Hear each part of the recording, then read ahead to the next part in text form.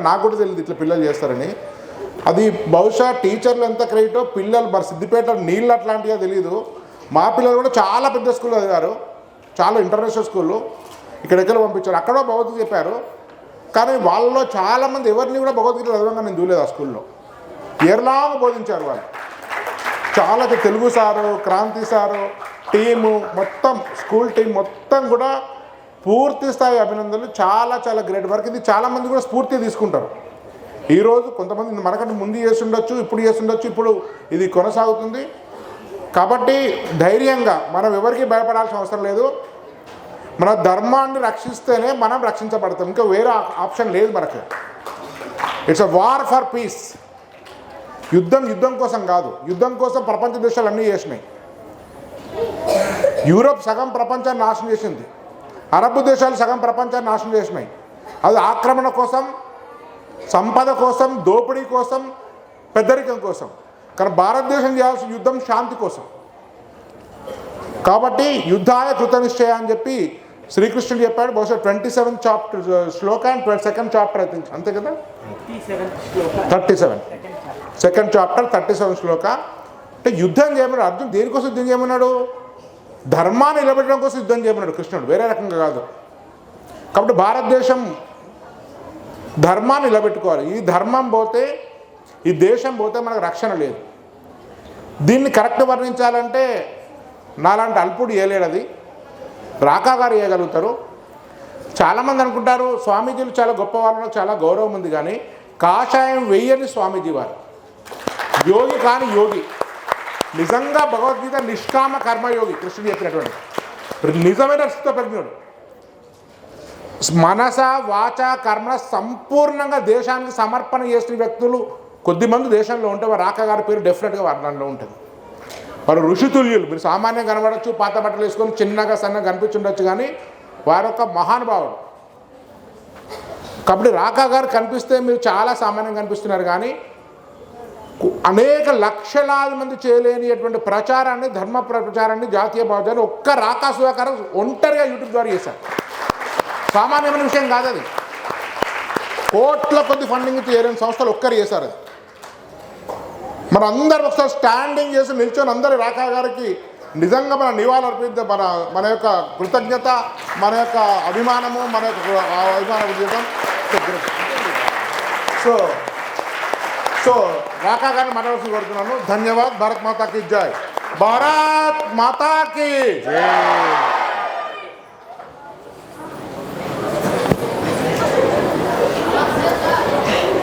వేదిక మీద, వేదిక ముందు ఉన్న పెద్దలారా, మిత్రులారా, ఒక స్కూల్ ఫంక్షన్ జరిగింది. అదృష్టవశాత్తు పిల్లలు ఎక్కువగా ఉన్నారు కాబట్టి ఇవాల్టి విషయాన్ని కొద్దిగా అధ్యక్షుల వారి అనుమతితో విషయాన్ని మార్చి స్కూలు పిల్లలకి సరిపోయేటటువంటి 4 జీవిత ఫార్ములాలు చెప్తాను. చాలా ఈజీ గుర్తుపెట్టుకోవడం. 4 ఫార్ములాల పేర్లు చెప్తాను, అందరూ నాతో పాటు అనాలి. మొట్టమొదటి ఫార్ములా పేరు గణేశ ఫార్ములా. ఏం ఫార్ములా? మొట్టమొదటి ఫార్ములా పేరు గణేశ ఫార్ములా. రెండవ ఫార్ములా పేరు శివ ఫ్యామిలీ ఫార్ములా. ఏంటి ఫార్ములా? మొట్టమొదటిది గణేశ ఫార్ములా, రెండవది శివ ఫ్యామిలీ ఫార్ములా, మూడవది దుర్గా రావణ ఫార్ములా. మూడవది ఏంటి? Very good. 4వ ఫార్ములా సీతా హనుమాన్ ఫార్ములా. 4వ ఫార్ములా ఏంటి? ఓకే.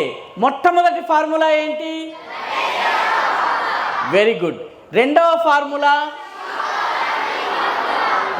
మూడవ ఫార్ములా, వెరీ గుడ్. 4వ ఫార్ములా, వెరీ గుడ్.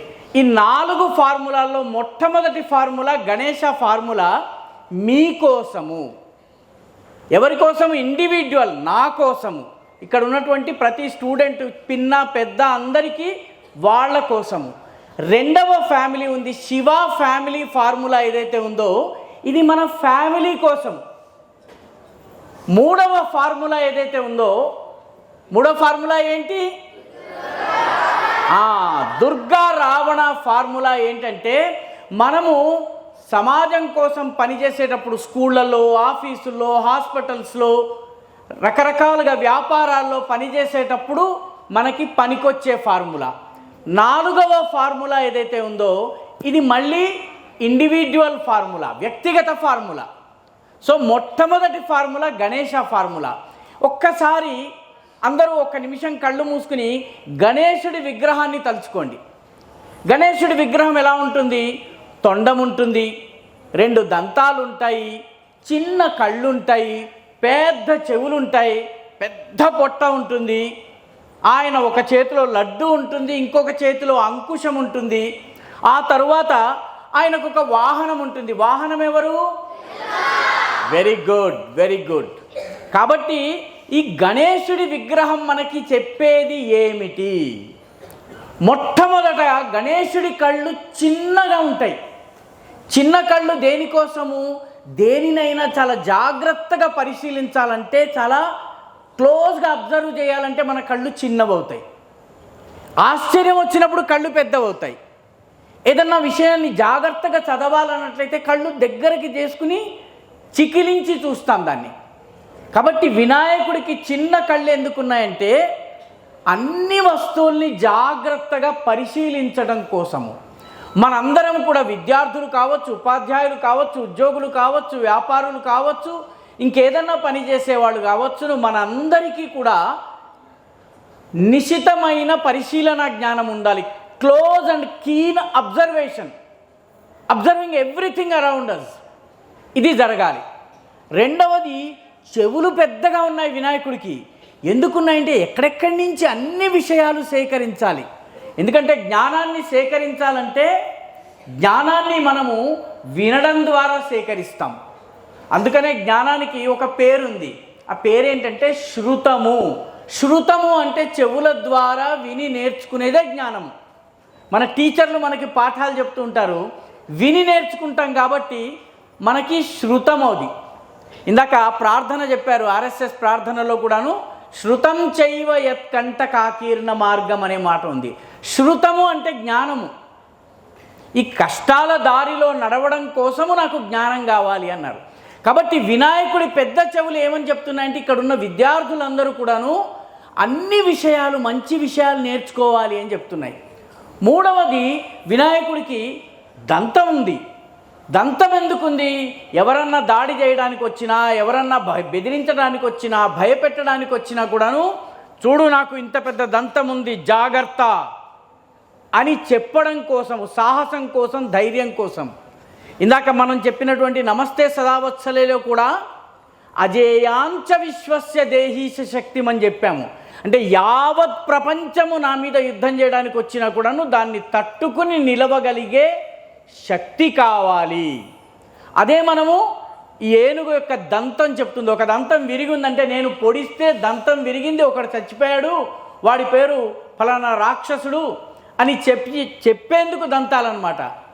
భయపెట్టే దంతం ఒకటి ఉంటుంది, కానీ యాక్చువల్గా నమిలే దంతాలు వేరుంటాయి, అవి కనపడవు. అవి దిఖానేకే దాంత్ అలగ్ और చబానేకే దాంత్ అలగ్ వినాయకుడికి.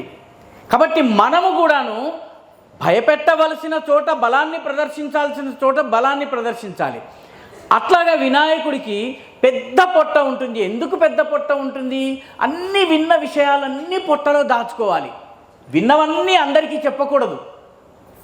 మంచి మాత్రమే 10 మందికి చెప్పాలి. చెడు పొట్టలో దాచిపెట్టుకోవాలి. అందుకే వినాయకుడికి పెద్ద పొట్ట ఉంటుంది.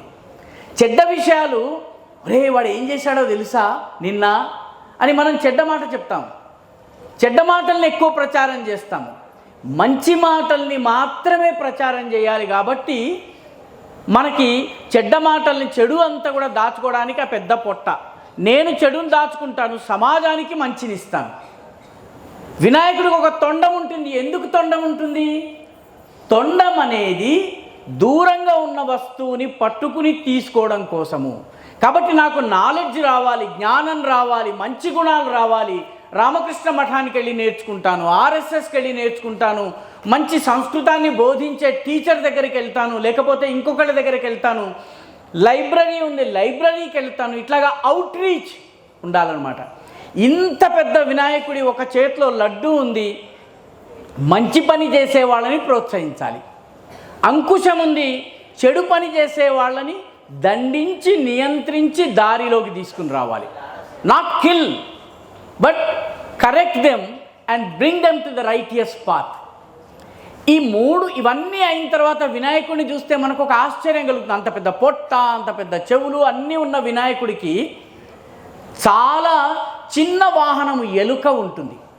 ఎలుక ఎందుకుంది వినాయకుడికి? వినాయకుడికి పెద్ద వాహనము ఒక ఏనుగో ఒంటో ఏదో ఉండాలి కదా. ఎందుకు ఎలుక ఉందంటే, నువ్వు ఎంత పెద్దవాడివైనా ఎంత గొప్పవాడివైనా సామాన్య వ్యక్తిలా జీవించు, చాలా ఖర్చు ఇవన్నీ తగ్గించుకుని ఒక సామాన్యుడిలా జీవించని చెప్పడం కోసమే ఎలక వాహనం.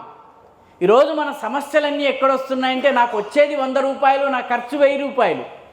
కాబట్టి దానిని తగ్గించుకోవడం కోసమే వినాయకుడికి ఎలక వాహనం. కాబట్టి గణేశ ఫార్ములాలో ఇది ఇండివిజువల్స్ కోసం.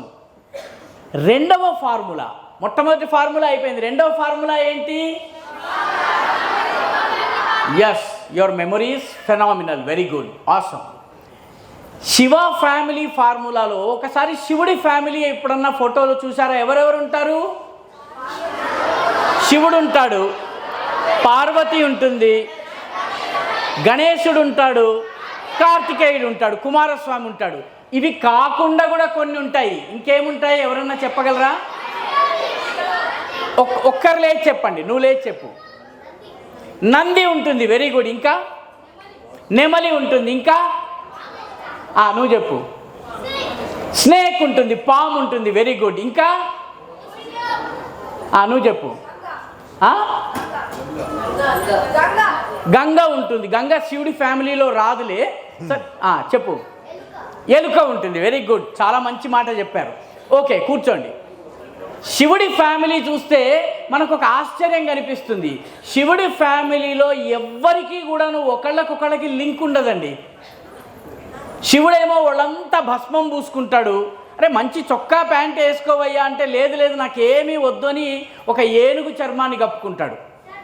శివుడి ఫ్రెండ్స్ అందరూ ఎవరు అంటే శ్మశానాల్లో ఉండే భూతాలు. ఆయన మెడలో పాము ఉంటుంది, ఇక్కడ గొంతులో విషం ఉంటుంది. మొత్తం అంతా కూడాను భూతాలు, ప్రేతాలు, పిశాచాలన్నీ శివుడికి ఫ్రెండ్స్. అంటే శివుడికి తన ఒంటి మీద స్పృహ ఉండదు. కానీ శివుడి భార్య అయినటువంటి పార్వతీదేవి ఎలా ఉంటుంది? అందమైనటువంటి చీర కట్టుకుంటుంది, సకలమైనటువంటి గొప్ప ఆభరణాలు కట్టుకుంటుంది. హిమాలయాల్లో ఉన్నటువంటి హిమరాజ యొక్క కుమార్తె ఆమె. ఈయనకి ఆమెకి ఎక్కడ మ్యాచింగ్ లేదు. వాళ్ళిద్దరికీ మాత్రమే కాదు, పిల్లల్లో కూడా మ్యాచింగ్ లేదు. కుమారస్వామి ఏమో చాలా అందగాడు, చాలా చక్కగా ఉంటాడు. సైనికులు, దేవతా సైన్యం ఏదైతే ఉందో దాని నాయకుడు. He is the chief of the divine army. వినాయకుడేమో పెద్ద పొట్టిగా ఉంటాడు. ఆయన అంతా కూడా విచిత్రమైనటువంటి ఏనుగు తొండము. కాబట్టి కుమారస్వామికి వినాయకుడికి కూడా పొంతన లేదు. తల్లికి తండ్రికి పొంతన లేదు, ఇద్దరు అన్నదమ్ములకి పొంతన లేదు. పోని వాళ్ళు మాత్రమే కాదు, వాళ్ళ వాహనాలకు కూడా పొంతన లేదు. వినాయకుడి వాహనం ఎలక. ఎలకని తింటే ఆకలి తీర్చుకుంటుంది పాము. పాము ఎక్కడుంటుంది? శివుడి మెడలో ఉంటుంది. పాము తినడానికి ఎప్పుడు కూడా నెమలి ప్రయత్నం చేస్తుంటుంది. నెమలికి ఆహారం పాము. కాబట్టి నెమలి పాముని తినాలనుకుంటుంది, పాము ఎలుకని తినాలనుకుంటుంది. ఈ మూడు కలిసి ఉంటాయి. ఇవి కాకుండా అమ్మవారి వాహనమేమో సింహము, అయ్యవారి వాహనమేమో నంది.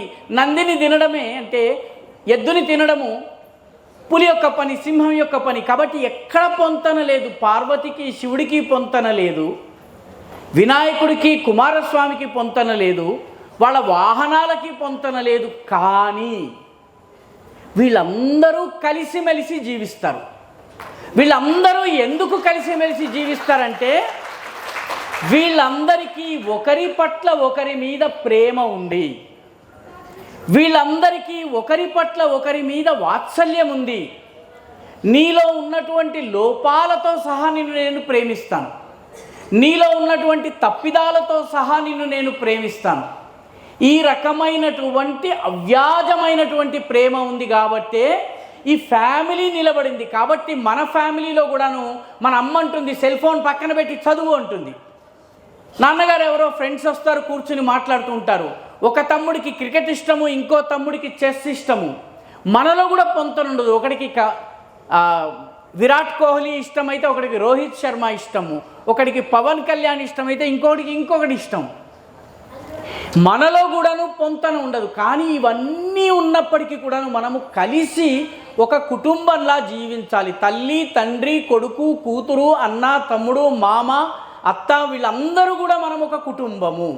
కాబట్టి శివ ఫ్యామిలీ ఫార్ములా ఏం చెప్తుందంటే మీలో ఎన్ని వైరుధ్యాలు ఉన్నా, ఎన్ని డిఫరెన్సెస్ ఉన్నా, you are one family and stay together, love every one in the family. ఇది శివ ఫ్యామిలీ చెప్తోంది. మూడవ ఫార్ములా మన వ్యవస్థలో సమాజం కోసము. ఆ ఫార్ములా ఏంటండి? Very good, Durga Ravana formula. మీరు ఒకసారి దుర్గా అమ్మవారు ఎలా ఉంటారు? దుర్గా అమ్మవారికి ఒక తల ఉంటుంది, 10 చేతులు ఉంటాయి. రావణాసురుడికి ఎన్ని తలలు ఉంటాయి? చేతులు ఎన్ని ఉంటాయి? 2 చేతులు ఉంటాయి. మీరు ఎప్పుడన్నా జాగ్రత్తగా గమనించండి. రావణాసురుడికి చేతులు 2, తలలు 10. అమ్మవారికి తల 1, చేతులు 10. ఇది ఏం చెప్తుంది? అమ్మవారి తల ఇదిగో ఆ పని చెయ్యి అని ఈ చెయ్యికి చెప్తే ఈ చెయ్యి ఆ పని చేస్తుంది. ఇదిగో ఈ గదిలో ఈ వస్తువు ఉంది, ఆ పని చెయ్యి అంటే ఈ చెయ్యి పని చేస్తుంది. ఆ చెంచాతోటి ఆ దానిమ్మ గింజల్ని తీసి నోట్లో వెయ్యి అని చెప్తే ఆ చెయ్యి పని చేస్తుంది. రావణాసుడి దగ్గర సమస్య ఏంటంటే తలలు 10. ఒక తల చెప్తుంది నాకు అమృతాంజనం రాయి, ఆ చెయ్యి పరిగెడుతుంది. నాకు కాదు, ముందు కాఫీ పెట్టు అంటుంది ఇంకొక తల. ఈ తల కాఫీ పెట్టమనేటప్పటికి లేదు నాకు ఉప్మా తయారు చేయి అంటుంది మూడోది. లేదు ఇప్పుడు సినిమాకి వెళ్ళాలి, ముందు బయలుదేరు అంటుంది. ఈ ఉన్నవి 2 చేతులు. ఈ 2 చేతులు ఏమి చేయగలవు? ఒక సంస్థ కానీ, సమాజము కానీ, విద్యాలయము కానీ, వ్యవస్థ కానీ, దేశం కానీ నడవాలంటే దేశమంతా ఒకే ఆలోచనతో ఉండాలి, అమ్మవారి తలలాగా. దేశంలో ఉన్నటువంటి వాళ్ళందరూ కూడాను తమ బాధ్యతల్ని తమకిచ్చినటువంటి పనుల్ని, కర్తవ్యాల్ని నిర్వహించాలి. ఆ కర్తవ్యాన్ని వాడు నిర్వహించాలి. ఒకే ఆలోచన, ఒకే ఆదేశము, ఒకే ఆజ్ఞ, ఒకే ఆదర్శము. కానీ ఆచరించేందుకు, పని చేసేందుకు 10 చేతులు, పనిని పంచుకునేందుకు 10 మంది, ఆలోచించేందుకు అందరూ ఒకే రకంగా ఆలోచించగలగడం. ఇది దుర్గమ్మ వారిలో కనిపిస్తుంది. రావణాసురుడిలో తలలు 10 తలపులు ఉంటాయి, 10 రకాల ఆలోచనలు ఉంటాయి. చేసేందుకు 2 చేతులు, యాక్చువల్గా పని చేయాలన్నప్పుడు చేసేవాళ్ళు ఉండరు. కాబట్టి ఏ మోడల్ మంచిది, దుర్గా అమ్మవారు మంచిది అన్నటువంటి వాళ్ళు ఒకసారి చేయలేపండి.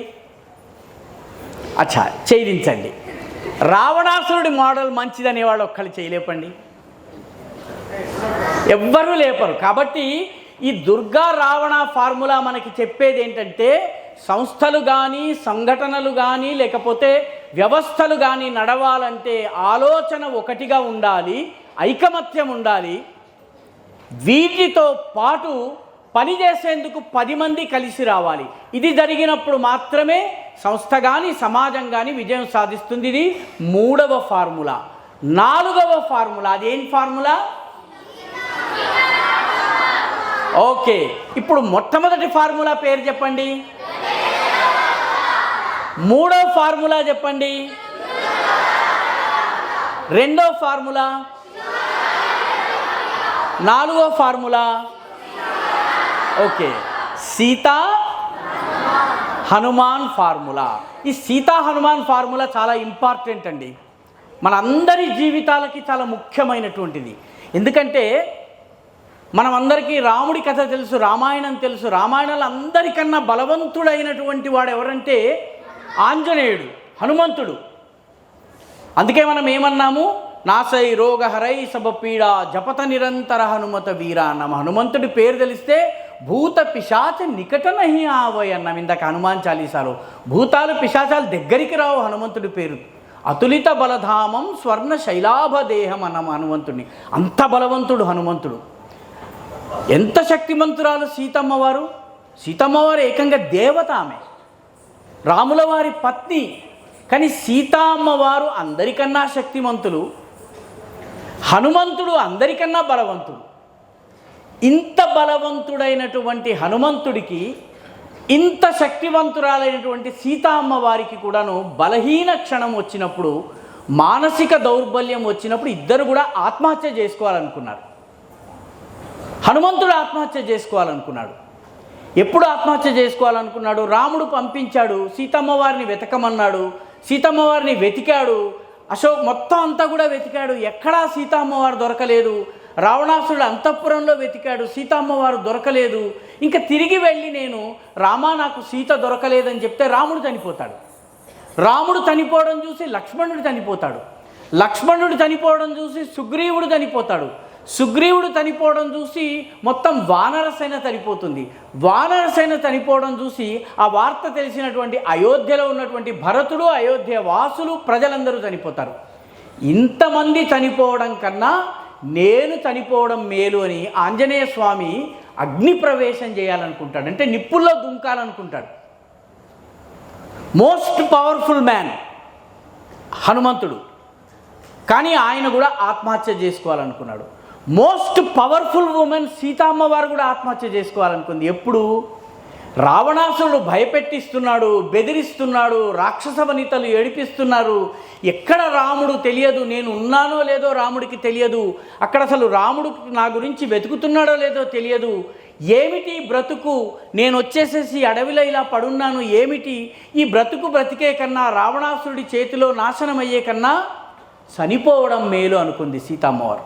మనిషి రెండే కారణాలతో ఆత్మహత్య చేసుకుంటాడు. ఒకటి కష్టం ఎక్కువైనప్పుడు, రెండవది అనుకున్నది సాధించలేకపోయినప్పుడు. ఈ రెండు కారణాలతోనే ఆత్మహత్య చేసుకుంటారు. అందుకే సీతమ్మవారు ఆత్మహత్య చేసుకోవాలనుకుంది, ఆంజనేయ స్వామి కూడా ఆత్మహత్య చేసుకోవాలనుకున్నారు. ఇద్దరూ ఆత్మహత్య చేసుకోవాలనుకున్నారు. కానీ వాళ్ళు ఆత్మహత్య చేసుకోవాలనుకున్న తర్వాత ఒక్క క్షణం ఆగారు. ఇద్దరు కూడా ఒక క్షణం ఆగారు. సీతమ్మవారు ఒక్క క్షణం ఆగింది. ఆగేటప్పటికీ ఆమె కూర్చున్నటువంటి చెట్టు మీద నుంచి రామ రామ రామ రామ రామ రామ అని వినిపించింది. ఇదేమిటి? ఈ రావణాసురుడి లంకలో రామరామ అంటున్నారు, ఎవరబ్బా అని చూస్తే పైన ఒక కోతి ఉంది.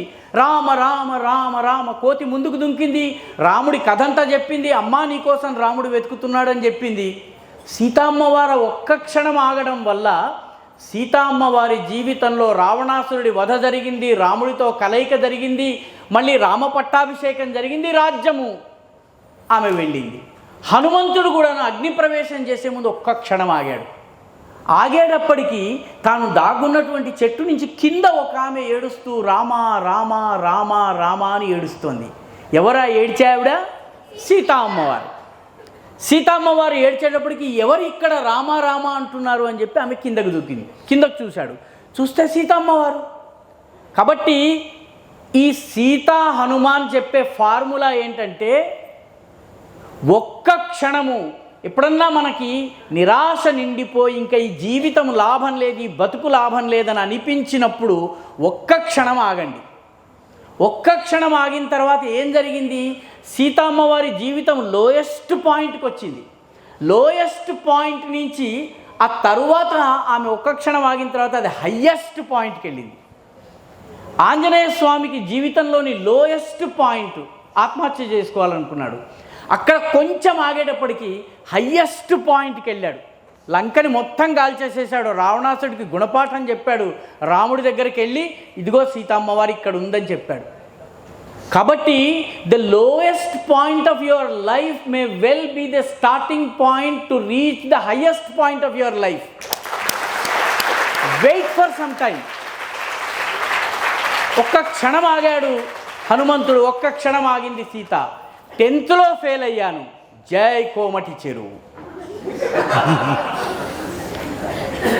ఆ అమ్మాయి నన్ను చూసి చీపో అంది, జై ఆర్టీసీ బస్సు, లేకపోతే ఎక్కడన్నా రైల్వే. చిన్న చిన్న కారణాలు. అమ్మ సెల్ ఫోన్ ఇవ్వలేదు, ఆత్మహత్య. నాన్న సినిమాకి వెళ్ళొద్దన్నాడు, ఆత్మహత్య. ఇటువంటి పరిస్థితి మనకు రాకుండా ఉండాలంటే ఈ 4వ ఫార్ములాని మనం గుర్తుపెట్టుకోవాలి. 4వ ఫార్ములా ఏంటది? Very good. ఇప్పుడు ఈ 4 ఫార్ములాల్ని ఒక్కసారి మనం తలుచుకుందాము.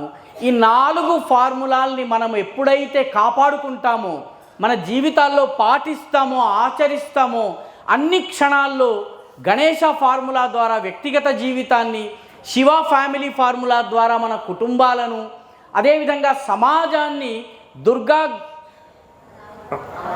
రావణ ఫార్ములా ద్వారా, ఆ తరువాత వ్యక్తిగత సమస్యలు వచ్చినప్పుడు సీతా హనుమాన్ ఫార్ములాని మనము పాటిస్తే ఆ సమాజము తనను తాను రక్షించుకోగలుగుతుంది. తనను తాను రక్షించుకోగలిగే సామర్థ్యం ఉన్నటువంటి సమాజం ఏదైతే ఉందో అది యుద్ధాయ కృతనిశ్చయ, అనుక్షణము నిరంతరము యుద్ధం కోసం సిద్ధంగా ఉంటుంది. యుద్ధం అంటే సైనికుడు యుద్ధం చేయడు. సైనికుడు చేసే యుద్ధం చాలా చిన్న యుద్ధము. అసలైన యుద్ధము చేసేది సర్వసాధారణ ప్రజానీకం. సర్వసాధారణ ప్రజానీకము యుద్ధములో పాల్గొనకపోతే కేవలము సైనికుడు యుద్ధంలో పాల్గొనలేడు. యుద్ధానికి వెళుతున్నటువంటి సైనికుడికి ఒక సోదరి వచ్చి రాఖీ కడుతుంది. రాఖీ కట్టినప్పుడు అతనికి ధైర్యం వస్తుంది. నా చెల్లెలు నాకు రక్ష కట్టింది, నా చెల్లెల్ని కాపాడటం కోసం నేను యుద్ధం చేయాలన్నటువంటి ఆవేశం సైనికుడికి వస్తుంది.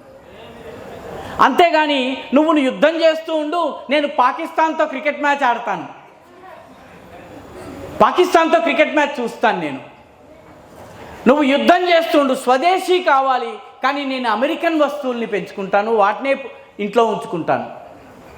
కాబట్టి సర్వసాధారణ సగటు మానవుడిలో దేశభక్తి స్థాయి ఏ మేరకు ఉంటుందన్నది నిర్ణయమైతేనే ఆ దేశం యుద్ధంలో విజయం సాధిస్తుంది. యుద్ధంలో గెలిచేది సగటు సాధారణ వ్యక్తులు.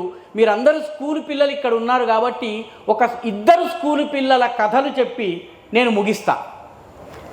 హై స్కూల్లో చదివే పిల్లలు కూడా దేశం కోసం ఎటువంటి పని చేయగలరు.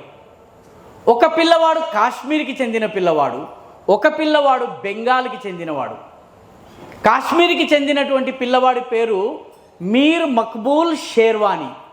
అతని పేరు మీర్ మక్బూల్ షేర్వానీ. మీర్ మక్బూల్ షేర్వానీ 1947లో పాకిస్తాన్ కశ్మీర్ని ఆక్రమించుకోవడానికి వచ్చింది. కశ్మీర్ని ఆక్రమించుకోవడానికి వచ్చినప్పటికీ మన సైన్యం అప్పటికి ఇంకా తయారుగా లేదు. మన సైన్యం శ్రీనగర్కి రావాలి, ఢిల్లీ నుంచి శ్రీనగర్ రావాలి, శ్రీనగర్ వచ్చిన తర్వాత కాపాడాలి. ఆ సమయంలో పాకిస్తానీ సైన్యము కశ్మీర్లో ఉన్నటువంటి బారాముల్లా అనేటటువంటి ప్లేస్ దాకా వచ్చింది. బారాముల్లా అంటే వరాహమూల అనే పదం. వరాహమూలము అంటే వరాహ అవతారం అక్కడ జరిగింది కాబట్టి వరాహమూలం. అది వరాహమూలం ఈరోజు అనలేక వాళ్ళు బారాముల్లా అని మార్చారు, అది వేరే విషయం. సో ఈ బారాముల్లా దాకా వచ్చిన తర్వాత ఈ మక్బూల్ షేర్వానీ 14 సంవత్సరాల కుర్రాడు పాకిస్తానీల దగ్గరికి వెళ్ళాడు. పాకిస్తానీ సైనికుల దగ్గరికి వెళ్ళి సలాం వాలేకుం అన్నాడు. వాళ్ళు కూడా వాలేకుం అస్సలాం అన్నారు. అన్న తర్వాత మనవాడే వచ్చాడు రా అనుకున్నాడు పాకిస్తానీ. వాలేకుం అస్సలాం అంటున్నాడు మనవాడు అనుకున్నాడు. వాడు అన్నాడు, మీకు శ్రీనగర్కి వెళ్ళాలి కదండి అంటే, అవును నేను శ్రీనగర్కి తొందరగా వెళ్ళాలి, ఇండియన్ ఆర్మీ రావడానికి ముందు మేము శ్రీనగర్ని కబ్జా చేసుకోవాలి, తొందరగా వెళ్ళాలనుకుంటున్నాం అంటే, మీకు షార్ట్ కట్ చూపిస్తానండి అన్నాడు మక్బూల్ షేర్వానీ. షార్ట్ కట్ చూపిస్తావా, చలో చలేంగి అన్నాడు. పాకిస్తానీ సైన్యము ముందు వెనక నడుస్తోంది, ముందు మక్బూల్ షేర్వానీ నడుస్తున్నాడు. ముందు నడుస్తూ ఉన్నాడు. అయ్యా తొందరగా వెళ్ళిపోతామండి, ఇది షార్ట్ కట్ అండి, తొందరగా వెళ్తామండి అని చెప్తూనే ఉన్నాడు. వీళ్ళు చలో చలేంగే, కశ్మీర్కో కబ్జా కర్లేంగే, శ్రీనగర్కో కబ్జా కర్దేంగే, అది ఇదని చెప్పుకుంటూ వీళ్ళు నడుస్తున్నారు. 1 రోజు అయింది, 2 రోజులైంది, 3 రోజులైంది. కాళ్ళు నొప్పులు పుట్టడం మొదలుపెట్టింది, ఆకలి వేయటం మొదలుపెట్టింది, తెచ్చుకున్న అన్నం అయిపోయింది. పాపము ఈ పాకిస్తానీ ఆర్మీకి ఏం దొరుకుతుందా అని అటు ఇటు చూడటం మొదలుపెట్టి, బాబు ఎక్కడ అంటే, అదిగో వచ్చేస్తోంది సార్. 3 రోజులు అయిన తర్వాత వాళ్ళకి అనుమానం వచ్చి ఏయ్ ఆగు, నువ్వెవరు, అసలు ఏంటి కథ, నువ్వు మమ్మల్ని రైట్ రోడ్లోనే తీసుకెళ్తున్నావా లేదా అని అడిగారు. అడిగితే అప్పుడు ఆ 14 ఏళ్ల మక్బూల్ షేర్వానీ నవ్వాడు. నవ్వి నేను మిమ్మల్ని కావాలనే తప్పుదోవ పట్టించి అడవిలో దారి తప్పేలా చేశాను. మక్బూల్ షేర్వానీని 3 రోజుల పాటు ఈడ్చుకుంటూ తీసుకొచ్చి బారాముల్లాలోని నడి రోడ్డులో 4 రస్తాల కూడలిలో అతన్ని శిలువ వేసి చేతులకు కాళ్లకు మేకులు దింపి, అతను 14 ఏళ్ల కుర్రవాడు కాబట్టి 14 మేకులు దింపి అతను చనిపోయాడు కానీ కశ్మీర్ని మన దేశంలో ఉండేలాగా చేసి చనిపోయాడు. ఒక 14 ఏళ్ళ అంటే 9th class 10th class 8th class పిల్లోడు. యుద్ధాయ కృతనిశ్చయ అంటే ఒక 8th 9th 10thలో ఉన్న పిల్లవాడిలో దేశభక్తి ఉంటే యుద్ధం చేయగలము, మనం గెలవగలం. రెండవ ఉదాహరణ ఇస్తాను. ఇది ఎక్కడి నుంచి ఇస్తానన్నాను, ఏ ప్రాంతం అన్నాను? Very good, Bengal. ఇప్పటికీ చాలామందికి నిద్ర రాకుండా వింటున్నారు, అంతే కదా. మొట్టమొదటి ఎగ్జాంపుల్ ఎక్కడిది? రెండవ ఎగ్జాంపుల్ ఓకే. ఈ రెండవ ఎగ్జాంపుల్ బెంగాల్లో 1971 వార్ సంఘటన ఇది. 1971లో ఈస్ట్ పాకిస్తాన్ మన దేశాన్ని ఆక్రమించేందుకు సైన్యం వచ్చి మన సరిహద్దు దగ్గర అంతా కూడా మందుగుండు దాస్తుంటే ఒక 9th క్లాస్ చదివే పిల్లోడు ఉన్నాడు, గిరిజనుడు, చిన్న గ్రామానికి చెందినవాడు. అతని పేరు చుర్ఖా ముర్ము. ఏం పేరు? చుర్ఖా ముర్ము. ఈ చుర్ఖా ముర్ము అనుమానాస్పదంగా కొంచెము సస్పీషియస్గా తిరుగుతున్నటువంటి వాళ్ళని చూసిన తర్వాత పరిగెత్తుకుంటూ వచ్చి బిఎస్ఎఫ్ వాళ్ళకి చెప్పాడు. బిఎస్ఎఫ్ అంటే బార్డర్ సెక్యూరిటీ ఫోర్స్, మన ఇండియన్ ఆర్మీకి చెప్పి, అదిగో అక్కడ పాకిస్తానీలు ఉన్నారు, ఈ పాకిస్తానీలను మన దేశంలోకి చొచ్చుకొచ్చేందుకు ప్రయత్నిస్తున్నారు అన్నారు. అనేటప్పటికి మన ఆర్మీ వాళ్ళు అన్నారు, సరే మేము ఇప్పుడు ఇద్దరమే ఉన్నాము, ఇమీడియట్లీ ఫోన్ చేస్తాం, ఇంకొక 15 మందిని రమ్మని చెప్తాము, ఆయుధాలతో సహా రమ్మంటాము, మా దగ్గర కొన్ని ఆయుధాలు ఉన్నాయి, ఈ ఆయుధాలను తీసుకుని మనం వెళ్ళాలి. ఇప్పుడు మేము కొన్ని ఆయుధాలు తీసుకుంటాం కానీ మిగతా మందుగుండు సామాగ్రి మోసేవాళ్ళు ఎవరున్నారు అన్నారు. ఈ 9 ఏళ్ల చుర్ఖా ముర్ము ఊళ్ళోకి పరిగెత్తి ఇంకొక 10 మంది క్లాస్మేట్లను తెచ్చుకున్నాడు. ఆ క్లాస్మేట్లు అందరూ కలిసి మందుగుండు తీసుకెళ్ళి సరిహద్దులో ఉన్నటువంటి వరి పొలాల్లో దాచి ఉన్నారన్నమాట. మన సైనికుల్ని చూసినటువంటి 2 సైనికులు ఉన్నారు, వాళ్ళని చూసినటువంటి పాకిస్తానీ సైనికులు కాల్పులు ప్రారంభించారు. దాంతో మన జవాన్లు అన్నారు, ఈ సమయంలో పోరాడి లాభం లేదు, మనం వెనక్కి వెళ్ళిపోదాం అని చెప్పి వాళ్ళు వెనక్కి వస్తున్నారు. చుర్ఖా అక్కడే ఉండిపోయాడు. చుర్ఖా ముర్ము లేదు నేను వెనక్కి రాను, ఎందుకంటే ఈ మందుగుండు సామాగ్రి ఇక్కడ ఉన్నది, ఈ మందుగుండు శత్రువు చేతిలో పడకూడదు, కాబట్టి మందుగుండు శత్రువు చేతిలో పడకుండా ఉండేందుకు నేను ఇక్కడే ఉంటాను అని చెప్పి అతను తన దగ్గర ఉన్నటువంటి రాళ్ళు లేకపోతే రప్పలు వీటిని విసిరి పాకిస్తానీ సైన్యాన్ని భయపెట్టే ప్రయత్నం చేశాడు. ఈ ప్రయత్నంలో చుర్ఖా ముర్ము చనిపోయాడు. కానీ మన పాకిస్తాన్ సైన్యం మన దేశంలో ప్రవేశించలేకపోయింది. కాబట్టి సర్వసాధారణ ప్రజానీకంలో దేశభక్తి ఏ స్థాయిలో ఉంటుందన్నది ఆ దేశం గెలుస్తుందా ఓడుతుందా అన్నది నిర్ధారిస్తుంది. కాబట్టి మిత్రులారా, ఈ 4 ఫార్ములాలు ఏవైతే మనం చెప్పుకున్నామో, గణేశ ఫార్ములా వ్యక్తిగత జీవితం కోసము, శివ ఫ్యామిలీ ఫార్ములా ఒక ఆరోగ్యవంతమైన కుటుంబ వ్యవస్థ కోసము, దుర్గా రావణ ఫార్ములా ఒక స్వస్థమైనటువంటి శక్తివంతమైనటువంటి సమాజం కోసము, అదేవిధంగా చిట్ట చివరి వరకు పోరాడేందుకు, గుండె దారేందుకు, లేకపోతే కాడి విడిచేందుకు, పారిపోయేందుకు లేదు, ఇది పోరాడేందుకు నేను ఇక్కడ జీవించాలన్న భావన నిర్మాణం చేసే సీతా హనుమాన్ ఫార్ములా. ఈ 4 ఫార్ములాలు మన అందరి జీవితాల్లో మనం గనక నింపుకోగలిగితే మనము కూడా యుద్ధం చేయకపోయినా సైనికులుగా మారతాము, మన సైన్యానికి, మన దేశానికి, మన ధర్మానికి బలాన్ని చేకూరుస్తాము. అదే యుద్ధాయ కృతనిశ్చయ. యుద్ధం చేయడానికి కృతనిశ్చయుడు అంటే సర్వసాధారణ ప్రజానీకములోని సంసిద్ధత, the preparedness and the readiness of the common man is the most important thing. ధన్యవాదాలు. ఇంకొక 5 నిమిషాలు ఈ అంశం, ఇంకొక 5-10 నిమిషాలు.